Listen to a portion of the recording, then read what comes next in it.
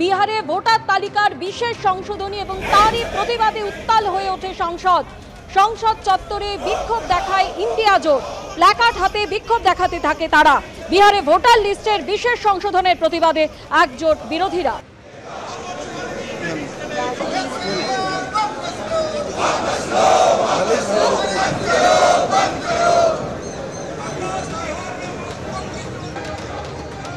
যেভাবে ভোট চুরি করার ব্যবস্থা করছে, ভোট বন্দি করা যাকে বলে, তার প্রতিবাদ আছে। বাঙালিদের উপর অত্যাচার হচ্ছে, তার প্রতিবাদ আছে।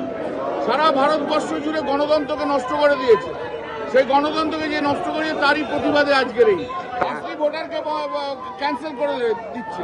2024-এ যে ইলেকট্রাল রোল রয়েছে সেই ইলেকট্রাল রোল থেকে ডিভিশন হোক, তার আগেকার কারণ। তারা তো বলছে দাদা কি 17 লাখ ভুয়া ভোটার আছে পশ্চিমবঙ্গে। দাদা ওটা কে বলেছে? বিজেপি বলছে, বিজেপি নেতারা। কে বলেছে? ও সুকান্ত বলছে, শ্রমিক বলছে। সুকান্তদের নেশা টেশাগুলো একটু বেড়ে গেছে, তাই জন্য এসব কথাবার্তা বলছে। শ্রমিকও বলছে। শ্রমিক তো সবে তো হলো, শ্রমিকের আর কি হবে? শ্রমিক তো জীবনে কোনোদিন গ্রাম বাংলায় যায়নি, কিছুই করেনি। শ্রমিক আবার পশ্চিম বাংলা বুঝবে কি করে? कह रहा है कि सब कुछ सही हो रहा है। सही नहीं हो रहा है, ये लोकतंत्र का कत्ल है और हम इसी के लिए हम बार बार बोल रहे हैं कि ये एकदम गलत है जो कर रहे हैं। कांग्रेस और जो आरजेडी के लोग हैं ये जानबूझकर मतलब गलतफहमियां फैला रहे हैं। इलेक्शन कमीशन पर ऑब्जेक्शन ले रहे हैं। वोटर जो है उनको खाली उनका जो बर्थ सर्टिफिकेट है वो बर्थ सर्टिफिकेट देने के लिए उन्होंने बोला है, ताकि वो बिहार का रहने वाला है, ये जिले का पटना का रहने वाला है, दरभंगा का रहने वाला है, बेगूसराय का रहने वाला है, मुंगेर का रहने वाला है। तो ये जानकारी मिलने के लिए मतलब ये अट उन्होंने दी है। और उसमें मतलब जो लोग मतलब वो सर्टिफिकेट देंगे वो उनका नाम वोटर लिस्ट में आएगा, नहीं देगा उनका आएगा नहीं, तो उसमें हमारा भी नुकसान है। इसीलिए इसमें कोई हमारे सरकार का और इलेक्शन कमीशन का कोई संबंध नहीं है। संविधान ने उनको इंडिपेंडेंट बॉडी के रूप में अधिकार दे दिया है।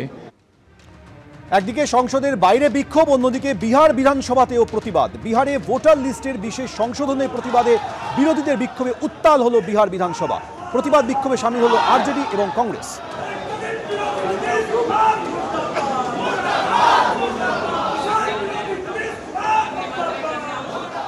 अगर एक भी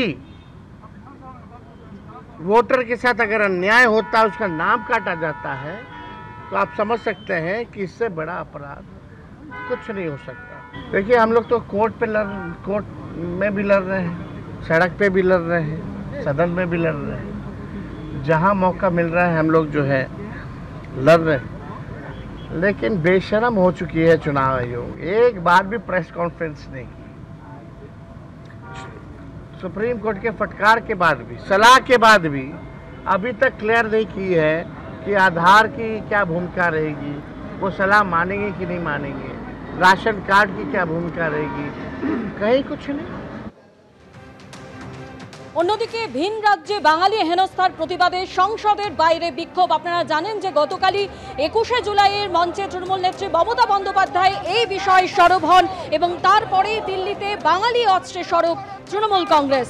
ভিন রাজ্যে বাঙালি হেনস্থার অভিযোগে সংসদের বাইরে বিক্ষোভ দেখান তৃণমূল সাংসদরা।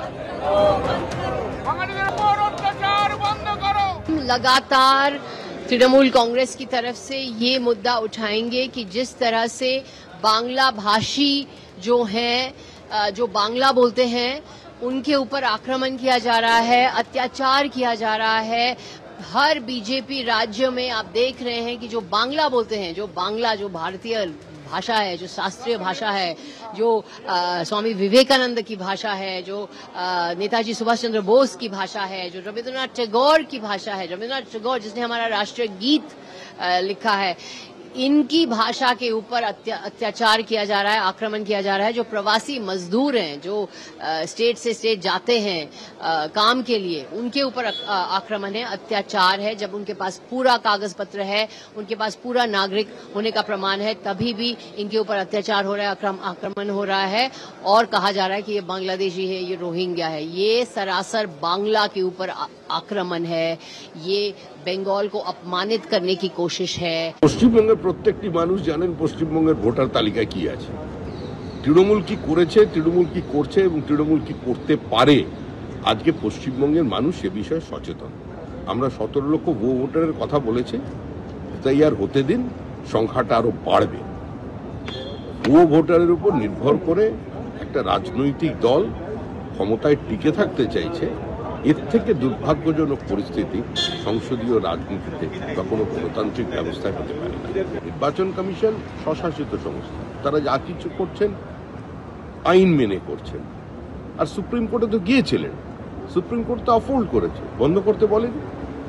কল্যাণ বন্দ্যোপাধ্যায় তো একজন আইনজীবী, আইনের মানুষ, তিনি আইনের কথা বলবেন, তিনি সব রাজনীতির কথা বলছেন।